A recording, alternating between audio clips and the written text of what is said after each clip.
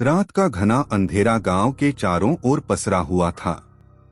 आसमान में घने बादल मंडरा रहे थे और बीच बीच में गरजती हुई बिजली ने आसपास की निर्जन हवेली को एक खौफनाक रूप दे दिया था। यह हवेली गांव के किनारे पर घने पेड़ों के बीच छुपी हुई थी। इस पर एक डरावनी खामोशी का साया था, मानो ये हवेली एक बुरा सपना हो जो जागते ही खत्म नहीं होता। गांव में कई सालों से लोगों ने इस हवेली के बारे में भयानक कहानियां सुनी थीं। कहते हैं यहाँ कभी एक अमीर जमींदार का परिवार रहता था, परंतु एक भयानक रात के बाद से वहाँ कोई नहीं बचा। उस रात के बाद से हवेली वीरान हो गई और लोगों ने वहाँ से चीखने चिल्लाने की आवाजें, दरवाजों के खुद ब खुद खुलने और बंद होने की आवाजें सुननी शुरू की। धीरे धीरे हवेली के आसपास का क्षेत्र भी उजाड़ हो गया। गांव वाले उस जगह के पास जाने से भी डरते थे। एक दिन 5 दोस्त राहुल, नंदिनी, करण, मीरा और अमन गांव के पास एक सड़क यात्रा के दौरान इस हवेली के बारे में सुनते हैं। रोमांच के शौकीन इन दोस्तों को यह कहानी किसी अफवाह जैसी लगी। नंदिनी हंसते हुए कहती है, इतनी डरावनी बातें करते हैं लोग और असल में कुछ नहीं होता। ऐसा कहीं होता है भला?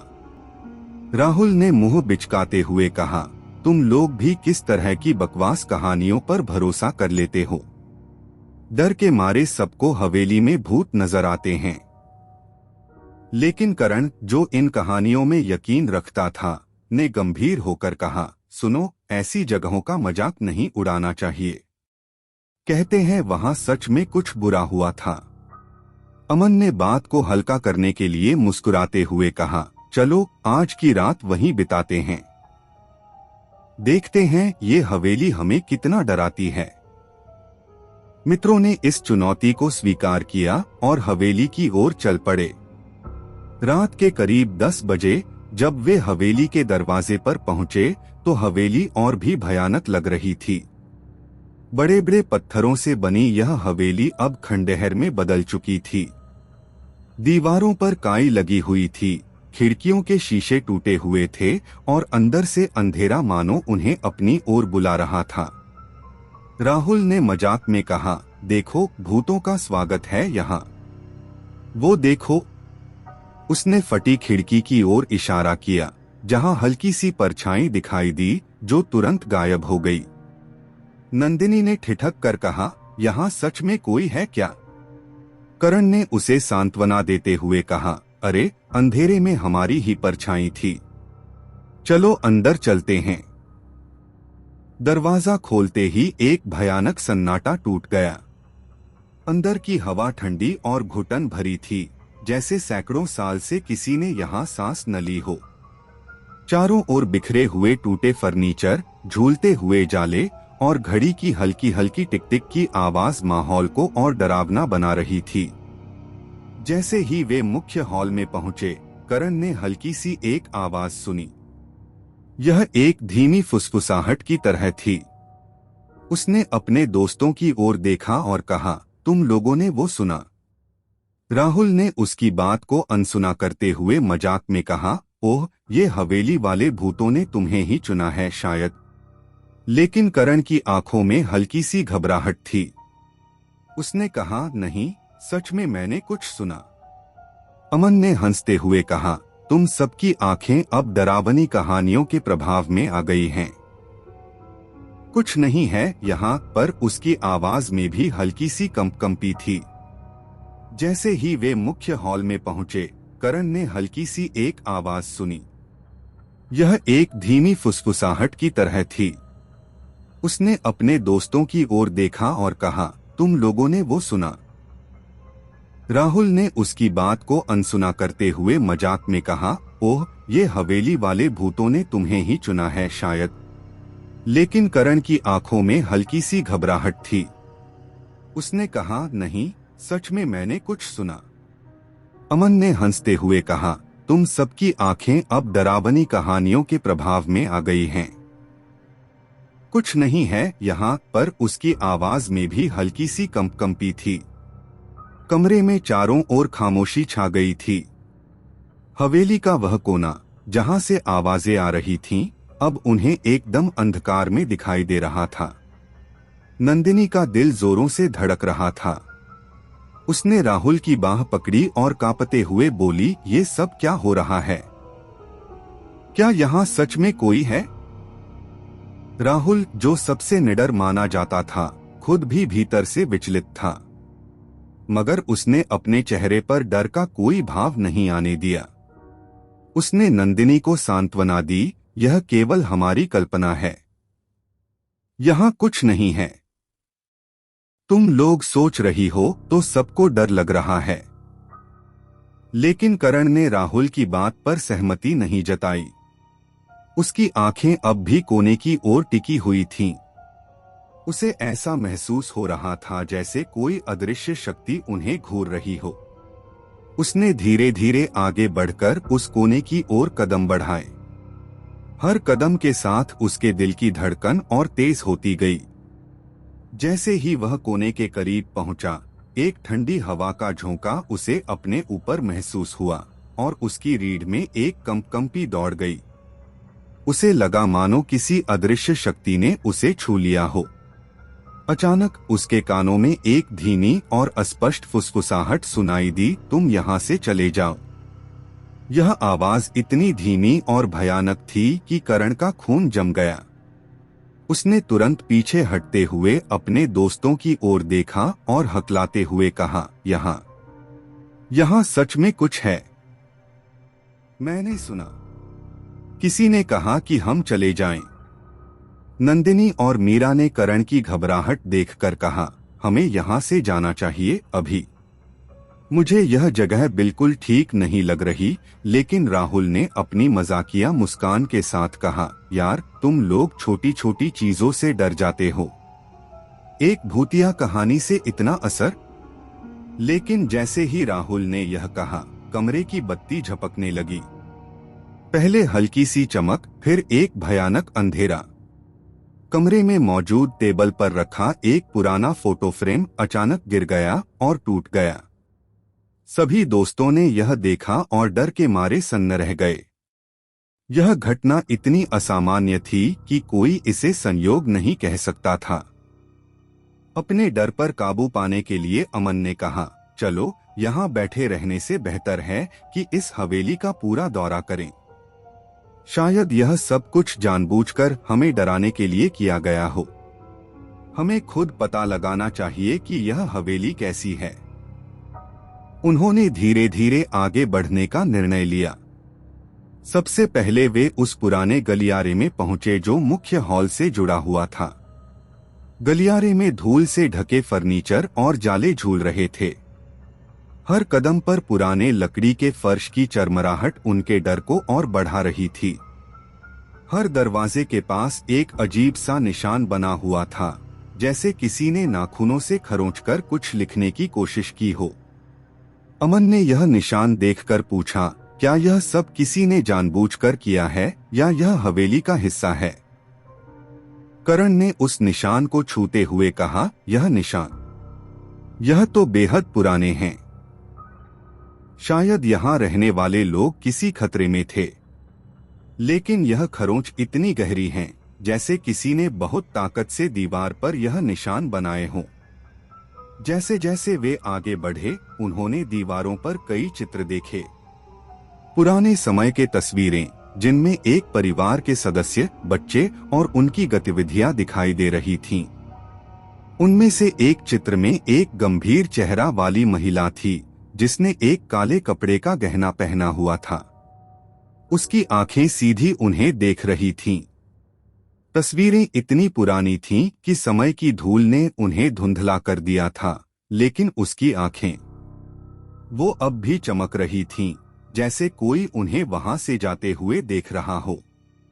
मीरा ने उस चित्र की ओर इशारा करते हुए कहा, ये औरत कौन है? मुझे लगता है कि जैसे वह हमें घूर रही है। राहुल ने हंसते हुए कहा, तुम लोग ऐसी बातों पर ध्यान क्यों दे रहे हो? ये सब केवल एक पुरानी हवेली की तस्वीरें हैं।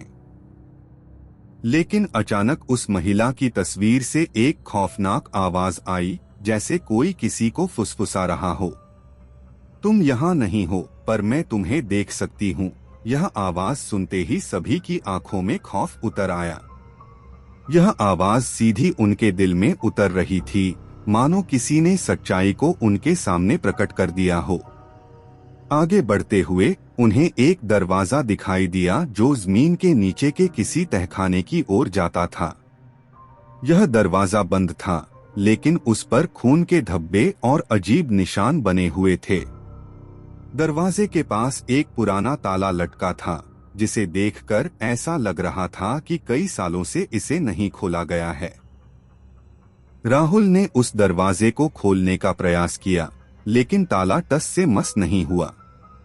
नंदिनी ने राहुल को रोकते हुए कहा, इसे मत खोलो। मुझे लगता है कि इसके पीछे कुछ भयानक रहस्य है। करण ने हिम्मत जुटाते हुए कहा, यह जगह हमें अपने पास बुला रही है। इस ताले को खोलना जरूरी है। अगर हम इसका रहस्य नहीं जानेंगे, तो यह डरावनी आवाजें हमें चैन नहीं लेने देंगी। वहां मौजूद एक लोहे की छड़ी से राहुल ने ताले पर वार किया और आखिरकार ताला टूट गया। जैसे ही उन्होंने दरवाजा खोला, एक ठंडी और सड़ीगली गंध पूरे कमरे में फैल गई।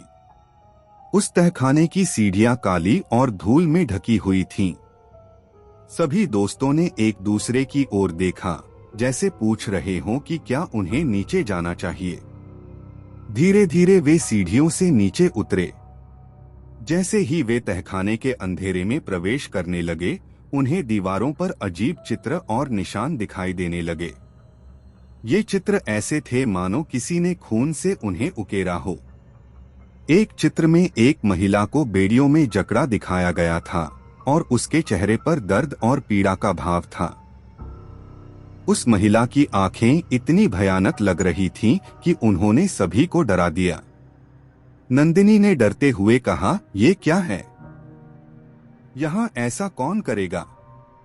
लेकिन तभी अचानक एक औरत की चीख की आवाज उनके कानों में गूंजने लगी। यह चीख इतनी तेज और भयानक थी कि सभी अपने कान ढकने लगे। इस तहखाने की दीवारें मानो उनकी हर भावना को पी रही थीं। अब वहां रहना असंभव लग रहा था, लेकिन जैसे ही उन्होंने ऊपर जाने की कोशिश की, तहखाने का दरवाजा अपने आप बंद हो गया। अब वे सभी उस अंधेरे तहखाने में कैद हो चुके थे और उन्हें महसूस होने लगा था कि यह हवेली सिर्फ एक पुरानी इमारत नहीं है, बल्कि यहाँ कुछ अनजानी शक्ति का वास है। हवेली में समय का कोई अस्तित्व नहीं था और बाहर निकलने का कोई रास्ता दिखाई नहीं दे रहा था। अंधेरे में घिरे हुए वे सभी अपने अपने डर से जूझ रहे थे। उन्हें महसूस होने लगा था कि कोई अदृश्य शक्ति उनके साथ मौजूद है। जैसे ही अमन ने मशाल की रोशनी में आगे देखा, उसे एक धुंधली परछाई दिखाई दी। वह परछाई धीरे धीरे उनकी ओर बढ़ रही थी। करण ने चिल्लाते हुए कहा, तुम कौन हो? क्या चाहते हो? लेकिन परछाई ने कोई जवाब नहीं दिया। वह और करीब आती गई। उसके पास पहुंचते ही परछाई ने एक भयानक हंसी के साथ कहा, तुम लोग यहाँ से कभी बाहर नहीं जा पाओगे। हवेली के तहखाने में गूंजती उस भयानक हंसी ने सबके होश उड़ा दिए थे। वह परछाई धीरे धीरे आकार ले रही थी और उसकी शक्ल साफ दिखाई देने लगी थी। यह वही महिला थी जो ऊपर लगी तस्वीर में दिखाई दी थी। वह महिला जिसने काले कपड़े पहन रखे थे और जिसकी आंखों में एक अजीब सा दर्द था। उसकी आंखें एक शून्य में घूर रही थीं और उसके चेहरे पर एक भयावह मुस्कान थी। नंदिनी ने कांपते हुए फुसफुसाया, ये वही है। ये वही महिला है जो तस्वीर में थी।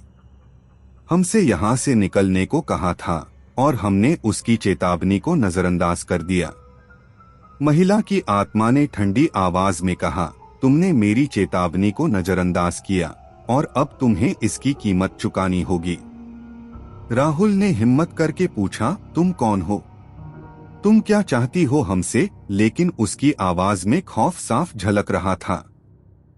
महिला की आत्मा ने हंसते हुए कहा, मेरा नाम अब इस हवेली के साथ ही खो चुका है, पर मैं वही हूँ जिसने यहाँ एक समय में खुशियाँ देखी थीं, और फिर वही खुशियाँ मेरे सबसे बड़े दुःस्वप्न में बदल गईं। मेरे साथ यहाँ जो हुआ उसकी सजा तुम सबको मिलेगी। महिला की आत्मा ने धीरे धीरे अपनी कहानी बतानी शुरू की और तहखाने की दीवारों पर बने खून के निशान एक भयानक दृश्य में बदलने लगे। ऐसा लग रहा था जैसे एक भूतिया पर्दा उठ रहा हो और उसकी यादें हवा में तैरने लगी हों। उसने बताया कि वह कभी इस हवेली की मालकिन थी। उसका नाम अनामिका था और वह अपने परिवार के साथ यहाँ सुख से रहती थी। एक दिन गांव में एक तांत्रिक आया जिसने अनामिका के पति को एक अजीब सी बीमारी से बचाने का दावा किया। अनामिका ने तांत्रिक पर भरोसा किया, लेकिन वह तांत्रिक एक बुरी आत्मा की पूजा करता था और अनामिका के परिवार पर उसने अपने अंधेरे जादू का प्रयोग किया। तांत्रिक ने हवेली में एक यज्ञ किया जिसमें अनामिका के परिवार को बलिदान के रूप में चढ़ाने का प्रयास किया गया। अनामिका ने अपने परिवार को बचाने की कोशिश की, परंतु वह तांत्रिक की काली शक्तियों के सामने कमजोर पड़ गई। उसी रात अनामिका का परिवार खत्म हो गया और वह हवेली का अंधेरा हिस्सा बन गई।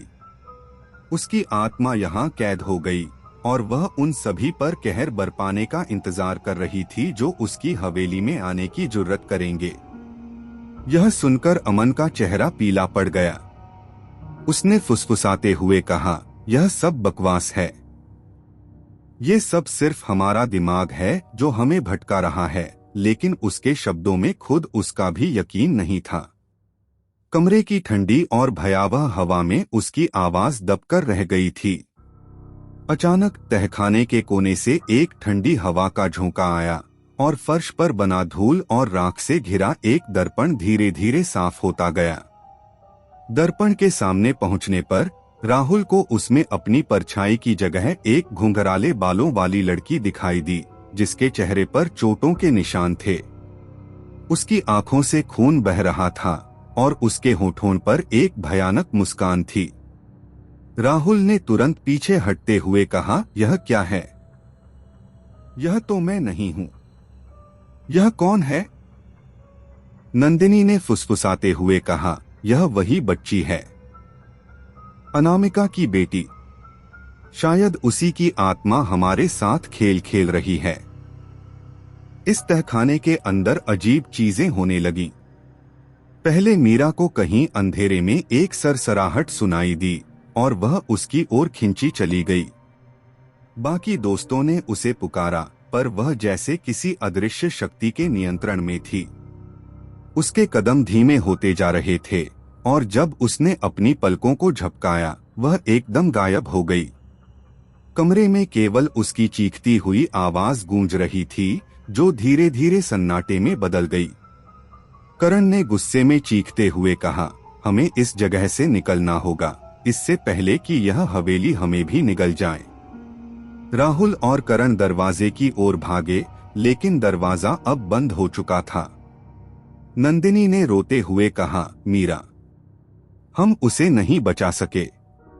इस हवेली की आत्माएं हमसे खेल रही हैं। अचानक कमरे की दीवारों पर लिखी खून की लकीरों से एक और डरावनी फुसफुसाहट गूंजने लगी, तुम में से कोई नहीं बचेगा। तुम सबको हवेली का हिस्सा बनना पड़ेगा। अब कमरे में केवल 3 ही लोग बचे थे, राहुल, करण और नंदिनी। वे तीनों एक दूसरे के करीब खड़े थे, लेकिन वे समझ नहीं पा रहे थे कि कैसे यहाँ से निकलें। करण ने अपनी जेब से मोबाइल निकाला और मदद के लिए कॉल करने की कोशिश की, लेकिन मोबाइल में कोकमरे में छाई गहरी खामोशी ने हर किसी के दिल में खौफ भर दिया था। राहुल, करण और नंदिनी अब एक दूसरे को सहारे के लिए कसकर पकड़ चुके थे। उनके कदम हल्के हल्के पीछे की ओर बढ़ने लगे, लेकिन जैसे ही उन्होंने एक और कदम उठाया, एक भयानक धातु की गूंज से पूरा तहखाना कांप उठा। चारों ओर अजीब अजीब सी गूंजती हुई हंसी गूंजने लगी। यह हंसी किसी इंसान की नहीं थी, यह ऐसी थी जैसे किसी अमानवीय आत्मा ने उनके डर का मजाक उड़ाते हुए अपनी जीत की घोषणा कर दी हो। तहखाने के कोने कोने में से अब धुंधलाती हुई परछाइयां निकलने लगीं, जो पहले तो आकारहीन थीं, पर धीरे धीरे इनका रूप इंसानों की तरह दिखने लगा। उन परछाइयों के चेहरे बुरी तरह से विकृत थे, जैसे वे मौत की पीड़ा में जकड़े हुए हों। एक परछाई जो एक बूढ़े आदमी की थी, उनके करीब आकर ठहर गई और उसने धीमी और कांपती आवाज में कहा, यहाँ कोई किसी की नहीं सुनता, यहाँ से कोई नहीं निकलता, तुम भी हमारे जैसे बन जाओगे। राहुल ने हिम्मत जुटाते हुए उन आत्माओं से पूछा, तुम लोग कौन हो, यहाँ क्यों फंसे हो? लेकिन जवाब में केवल एक और खौफनाक हंसी का झोंका उन्हें सुनाई दिया, जिसने उनके दिल की धड़कनों को और बढ़ा दिया। ये सिग्नल नहीं था। राहुल ने गुस्से से दीवार पर घूंसा मारते हुए कहा, यह सब हमारे साथ क्यों हो रहा है? हम तो बस एक रात यहाँ बिताने आए थे। तभी एक जोर की ठंडी हवा का झोंका उनके पास से गुजरा और एक पुरानी धूल-धूसरित किताब उन तक आ गिरी। करण ने किताब उठाई और उसे खोला। किताब के पन्ने मरे हुए लोगों की तस्वीरों से भरे थे और उनमें से हर एक की आंखें उनकी ओर घूर रही थीं। राहुल ने डर के मारे किताब को वापस जमीन पर फेंक दिया। तभी किताब के पन्नों में से एक पत्र फिसलकर बाहर आ गिरा। उस पत्र पर लिखी इबारत ने सबको हिलाकर रख दिया। यह हवेली कभी किसी को जाने नहीं देती। तहखाने का सन्नाटा अब और घना हो गया था। हर कोने में केवल अजीब आवाजें और परछाइयां थीं। हर क्षण मानो मौत और अंधकार के बीच एक अनजाना रिश्ता बन रहा था। हवेली के अंधेरों में घिरे राहुल, करण और नंदिनी अब हवेली के हाथों की कठपुतलियां बन चुके थे। करण ने जल्दी से चारों ओर देखा और एक छोटे से दरवाजे पर नजर पड़ी जो तहखाने के दूसरी ओर था। उसने इशारा करते हुए कहा, शायद यह एक और रास्ता हो। हमें देखना चाहिए कि यह कहाँ जाता है। राहुल, करण और नंदिनी उस दरवाजे की ओर बढ़े, लेकिन जैसे ही वे उसके करीब पहुंचे, अचानक फर्श उनके पैरों के नीचे से हिलने लगा, जैसे कोई अदृश्य शक्ति उन्हें नीचे खींचने की कोशिश कर रही हो। वे लड़खड़ाते हुए दरवाजे तक पहुंचे और उसे जोर से धक्का दिया। दरवाजा धीरे धीरे चरमराता हुआ खुला और उन्होंने देखा कि उसके पीछे एक संकरी और खौफनाक सीढ़ियां नीचे की ओर जा रही थीं। सीढ़ियां इतनी संकरी थीं कि एक बार में केवल एक व्यक्ति ही उनमें से गुजर सकता था। उनमें एक अजीब सी गंध थी, जैसे कि सालों से बंद एक पुरानी तिजोरी में से निकलती हो। नंदिनी ने डरते हुए कहा, हमें नहीं जाना चाहिए, ये जगह खतरनाक लग रही है। लेकिन करण ने उसे समझाते हुए कहा, अगर हमें यहाँ से बाहर निकलना है तो हमें इन सीढ़ियों से गुजरना होगा। यही हमारी एकमात्र उम्मीद है। धीरे धीरे वे तीनों सीढ़ियों से नीचे की ओर बढ़ने लगे। उनके चारों ओर गहराता अंधेरा और ठंड अब और भी खतरनाक हो चली थी। हर कदम के साथ ऐसा लगता जैसे किसी ने उनके कानों में कोई धीमी आवाज फुसफुसाई हो, पीछे मुड़ो, यहाँ से भागो।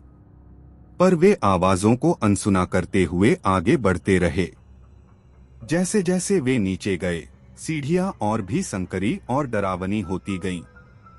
कुछ सीढ़ियां इतनी कमजोर थीं कि हर कदम पर उनके टूटने का डर था। अचानक राहुल का पैर फिसल गया और वह लगभग गिर ही पड़ा था कि करण ने उसे संभाल लिया। उसके चेहरे पर डर साफ दिख रहा था और उसने कांपती हुई आवाज में कहा, यह जगह हमें मारने के लिए ही बनाई गई है। सीढ़ियां आखिरकार खत्म हुईं और वे एक और बड़े भयानक कमरे में पहुंचे। इस कमरे में भी उतनी ही घना अंधेरा था, पर यहाँ चारों ओर काले कपड़ों में लिपटे कुछ इंसानी आकार खड़े थे। वे बिल्कुल भी हिले-डुले नहीं थे, मानो सदियों से ऐसे ही खड़े हों। उनके चेहरों पर अजीबोगरीब नकाब थे, जिनमें से किसी का भी असली चेहरा नहीं दिखाई दे रहा था। राहुल ने फुसफुसाते हुए कहा, ये सब क्या है? ये लोग यहाँ कैसे? लेकिन करण ने उसे चुप रहने का इशारा किया। उसने महसूस किया कि उन पर नजर रखी जा रही थी। जैसे ही वे तीनों आगे बढ़े, उन काले लबादों में से एक आकृति उनकी ओर बढ़ी और रुकते हुए उसने एक भयानक आवाज में कहा, तुम लोग यहाँ क्यों आए हो? यहाँ से जाओ, यह जगह तुम्हारे लिए नहीं है। लेकिन नंदिनी ने हिम्मत करके उस आकृति से पूछा, तुम लोग कौन हो और यह जगह कौन सी है? उस आकृति ने अपना नकाब हटाया और उसके पीछे एक जली हुई भयानक चेहरा था। उसकी आंखें इतनी डरावनी थीं कि नंदिनी ने अपने मुंह पर हाथ रख लिया और कांपते हुए पीछे हटने लगी। वह आकृति हंसते हुए बोली, हम वही हैं जिनके साथ यह हवेली खेल खेल चुकी है। अब यह तुम्हारा भी अंत होगा। कमरे की दीवारों पर खून से सने निशान थे, जो शायद उन लोगों के थे जो पहले इस हवेली में आए थे और कभी वापस नहीं जा पाए। राहुल को अब इस जगह की भयानकता का एहसास हो रहा था। उसने कहा, हमें यहाँ से भागना होगा। अगर हमने अब कोई रास्ता नहीं ढूंढा तो हम कभी यहाँ से बाहर नहीं जा पाएंगे। तभी कमरे के बीचों बीच एक गोलाकार निशान दिखाई दिया, जैसे कि यह किसी गुप्त दरवाजे का हिस्सा हो। करण ने उस निशान को ध्यान से देखा और उसे खोलने की कोशिश करने लगा। उसके हाथ जैसे ही उस पर पड़े, पूरे कमरे में भयानक हंसी की आवाज गूंज उठी। वह निशान धीरे धीरे खुलने लगा और उसके नीचे एक और संकरी सुरंग दिखाई दी। जैसे ही उन्होंने उस सुरंग में कदम रखा, एक बवंडर सा वातावरण बन गया। उन पर अचानक जंगली और अदृश्य हाथों ने हमला करना शुरू कर दिया। चारों ओर से आवाजें सुनाई देने लगीं, तुम कभी बाहर नहीं जा पाओगे, यह हवेली तुम्हें निगल जाएगी। आखिरकार जैसे ही उन्होंने सुरंग पार की, वे एक और गुप्त कमरे में पहुंचे। यह कमरा पहले से भी ज्यादा भयानक था। कमरे के बीचों बीच एक विशाल ताबूत रखा था और उसके चारों ओर काले धागों से बने जाले थे। ताबूत पर काले अक्षरों में लिखा था, यहाँ प्रवेश का मतलब है हमेशा के लिए कैद होना। लेकिन फिर भी राहुल ने हिम्मत की और ताबूत को खोलने की कोशिश की। जैसे ही उसने ताबूत का ढक्कन उठाया, अचानक वहां से एक भूतिया चेहरा बाहर निकला और जोर से चिल्लाते हुए उन पर हमला कर दिया। करण ने जल्दी से पीछे हटते हुए कहा, यहाँ से निकलो, यह ताबूत हमें मार देगा। राहुल, करण और नंदिनी इस खौफनाक कमरे में खुद को फंसा हुआ महसूस कर रहे थे। उनकी आंखों के सामने भूतिया ताबूत अब धीरे धीरे बंद होने लगा था, लेकिन उसके अंदर से किसी की सिसकियां अब भी सुनाई दे रही थीं। उन सिसकियों में इतना दर्द था कि एक पल के लिए तीनों चुप हो गए। तभी एक पुरानी धीमी सी आवाज गूंजने लगी, तुम्हें यह जगह पसंद आई? यही तुम्हारा घर है, अब हमेशा के लिए। कमरे की ठंडी हवा और भारी हो गई थी। चारों ओर जैसे एक अदृश्य शक्ति उन्हें जकड़ रही थी और उनके कदम मानो जैसे जमीन में जमे हुए थे। नंदिनी ने कांपते हुए राहुल का हाथ पकड़ा और धीरे से बोली, हमें यहाँ से निकलना होगा राहुल, ये जगह हमें जिंदा नहीं छोड़ेगी। राहुल ने भी एक गहरी सांस ली और उस डरावनी घड़ी का सामना करने के लिए कुछ हिम्मत जुटाई। उसने आसपास की दीवारों पर हाथ फेरना शुरू किया, इस उम्मीद में कि शायद कोई गुप्त दरवाजा या निकलने का रास्ता मिल जाए। तभी उसने दीवार के एक हिस्से पर हल्की सी दरार देखी। यहाँ कुछ है, राहुल ने उत्साह से कहा। करण और नंदिनी ने उस दरार को ध्यान से देखा। राहुल ने अपनी पूरी ताकत से उस दरार पर धक्का दिया और अचानक एक गुप्त दरवाजा खुल गया।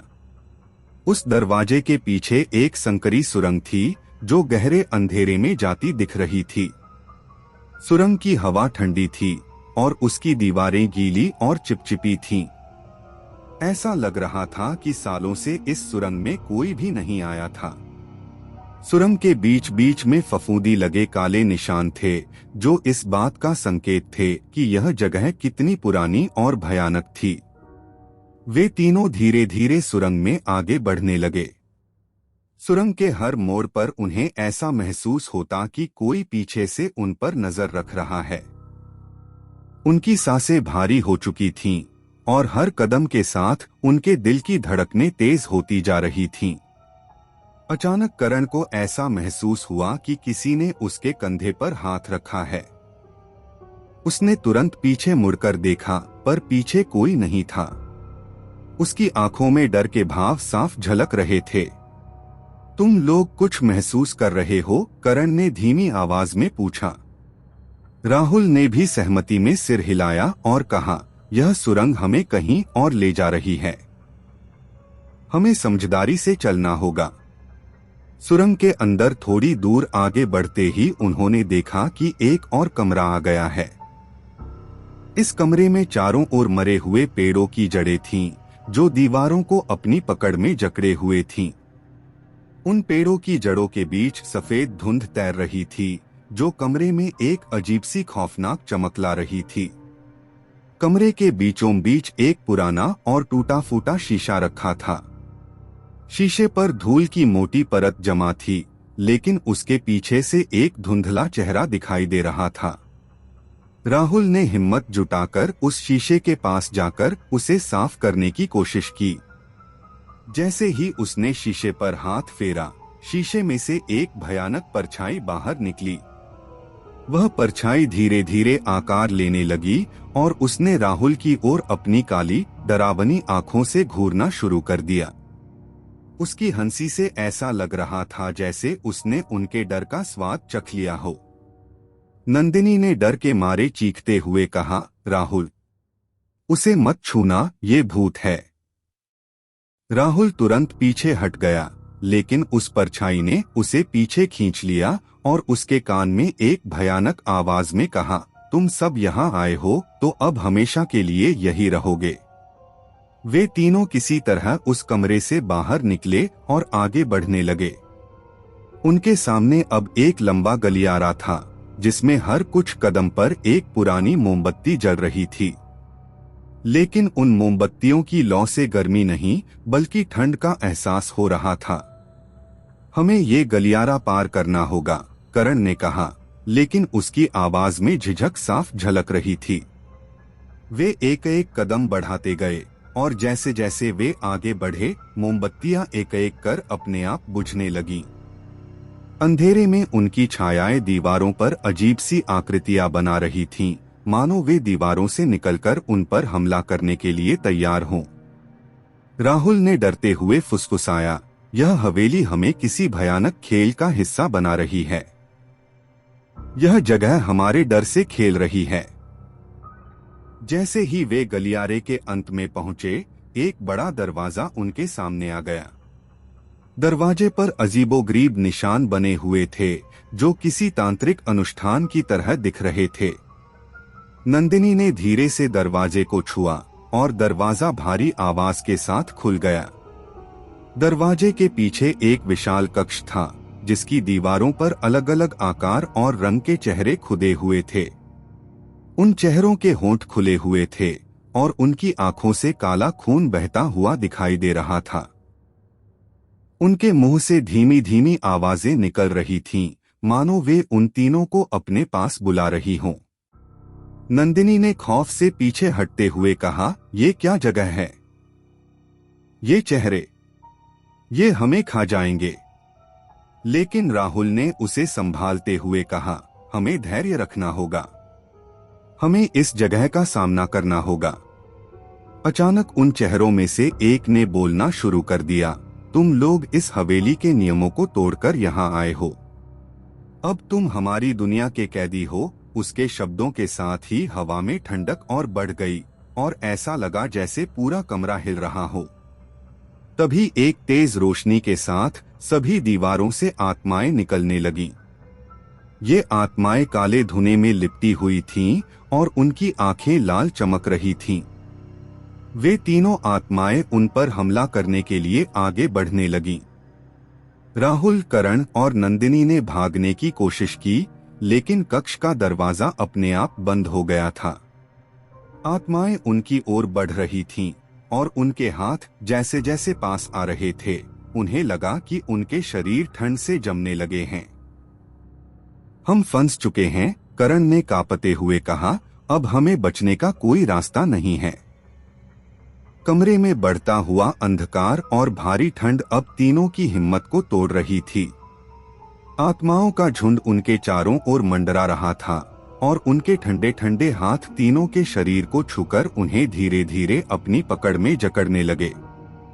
हर स्पर्श के साथ ऐसा महसूस हो रहा था जैसे उनकी ऊर्जा को आत्माएं सोख रही हों, और उनकी आत्मा में एक ठहराव भरता जा रहा था। राहुल ने हिम्मत जुटाकर चिल्लाते हुए कहा, हमें हार नहीं माननी है।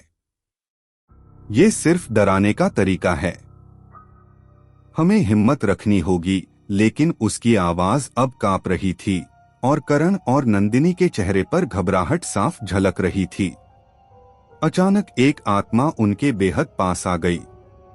उसका चेहरा विकृत और झुलसा हुआ था, और उसकी लाल आंखों में इतना दर्द और नफरत थी कि एक नजर में ही रोंगटे खड़े हो जाएं।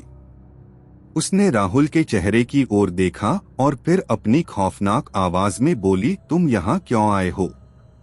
क्या तुम नहीं जानते कि जो इस हवेली में आता है वह कभी लौट कर नहीं जाता?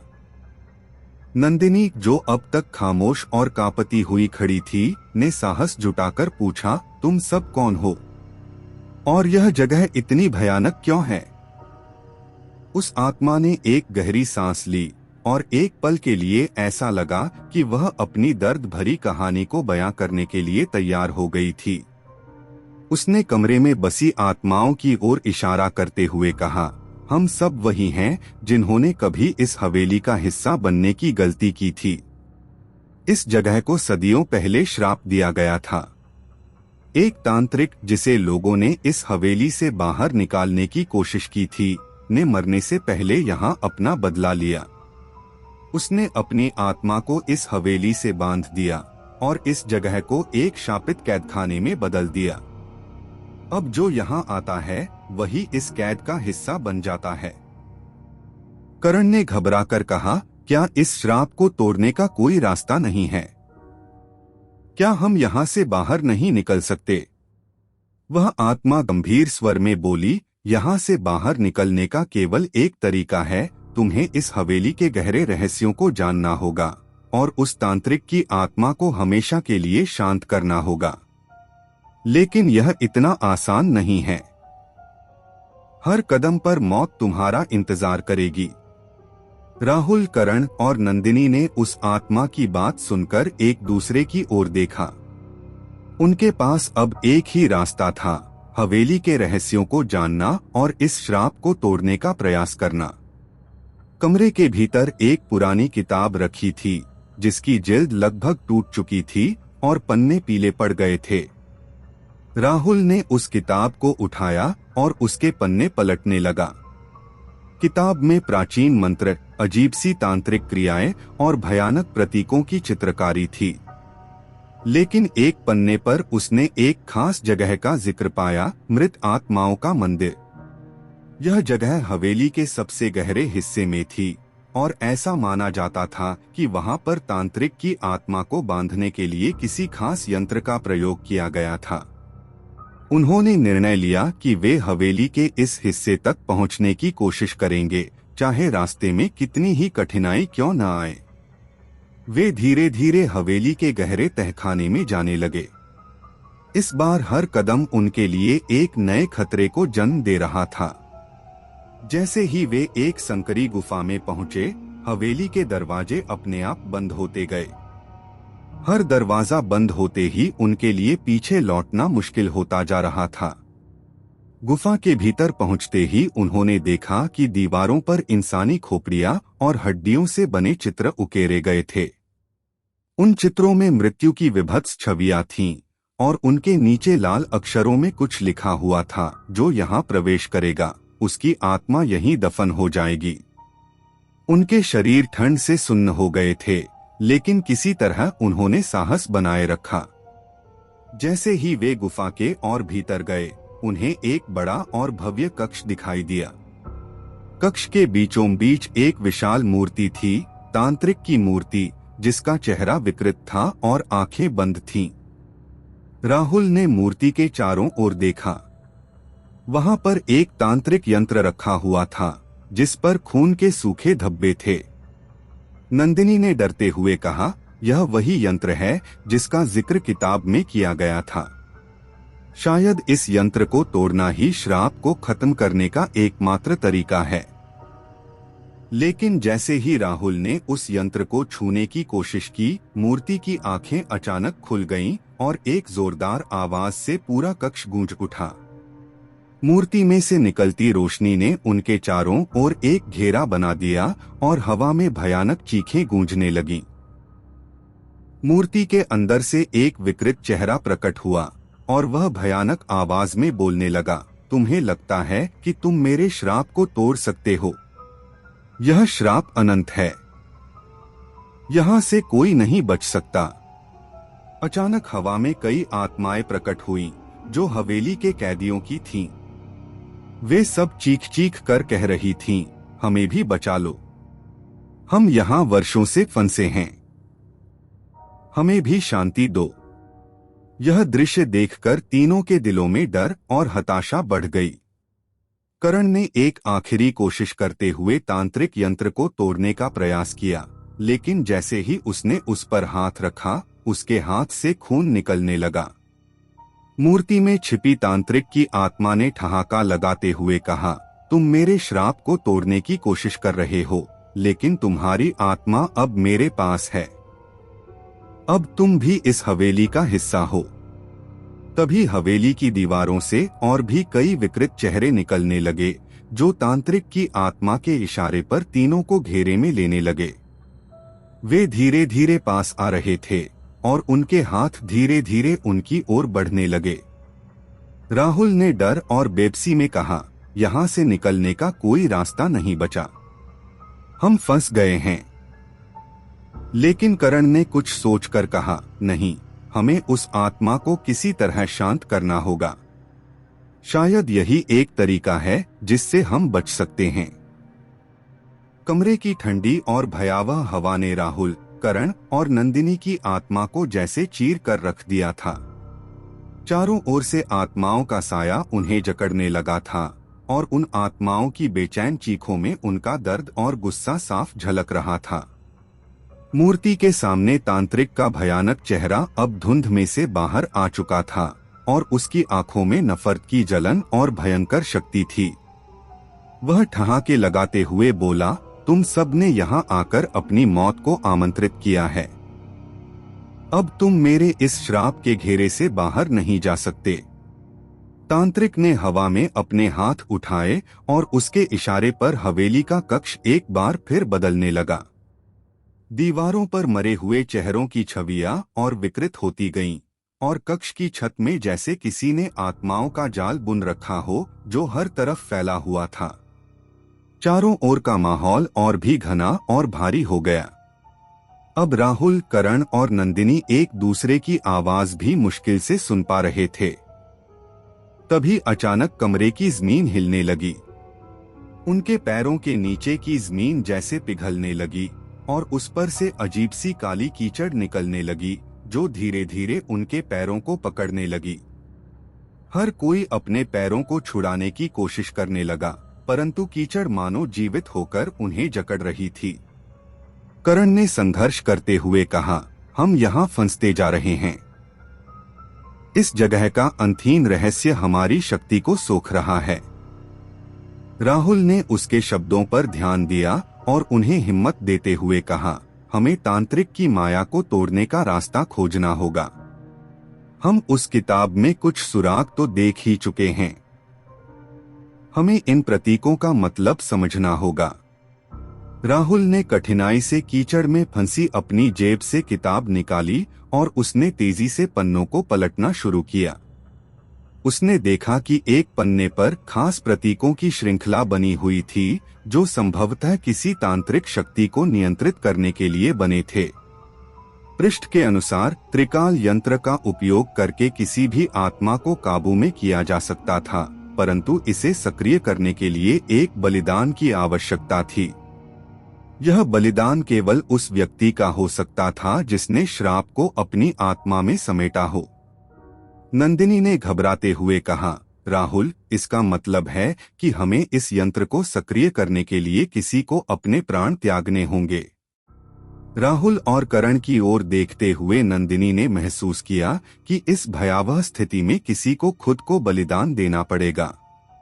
करण ने एक गहरी सांस ली और कहने लगा, अगर इससे सब कुछ खत्म हो सकता है तो मुझे यह करने दो। मैं तुम दोनों को यहाँ से सुरक्षित निकलते देखना चाहता हूँ। राहुल और नंदिनी की आंखों में आंसू आ गए, लेकिन करण की दृढ़ता ने उन्हें शांत किया। उसने त्रिकाल यंत्र की ओर बढ़ते हुए कहा, हमारे जाने के बाद इस जगह का डर हमेशा के लिए खत्म हो जाएगा। ये तांत्रिक हमें नहीं रोक सकेगा। करण ने अपने दिल में दृढ़ संकल्प के साथ यंत्र को हाथों में लिया और उसे सक्रिय किया। उसकी उंगलियों से खून टपकने लगा, जो यंत्र में समाहित होकर उसे सक्रिय कर रहा था। अचानक कमरे में एक भयानक गर्जना हुई और तांत्रिक का चेहरा और भी भयंकर हो गया। तांत्रिक ने गुस्से में चिल्लाते हुए कहा, तुम मेरे श्राप से नहीं बच सकते। यह हवेली मेरी है और हमेशा रहेगी। लेकिन करण ने उसे नजरअंदाज करते हुए यंत्र के प्रतीकों को सक्रिय किया। चारों ओर बिजली सी चमकने लगी और हवेली में सब कुछ हिलने लगा। राहुल और नंदिनी ने करण को बचाने के लिए उसकी ओर दौड़ने की कोशिश की, लेकिन तब तक हवेली की शक्ति उनके रास्ते में अवरोध पैदा करने लगी। करण ने तांत्रिक की भयंकर आत्मा से लोहा लेते हुए अंतिम बलिदान दे दिया। जैसे ही उसने अपने जीवन की आखिरी सांस ली, तांत्रिक की आत्मा हवा में गायब हो गई और हवेली की सारी आत्माएं भी शांत होकर एक तेज रोशनी के साथ अंधकार में विलीन हो गईं। राहुल और नंदिनी ने करण को अंतिम बार देखा और अपनी आंखों में आंसू लिए उसकी बलिदान की भावना को याद करते हुए वहां से बाहर निकल आए। हवेली अब शांत थी। उस श्राप का अंत हो चुका था। राहुल और नंदिनी बाहर आकर एक नए जीवन की शुरुआत करने का संकल्प लेकर वहां से विदा हुए। Like, share and subscribe.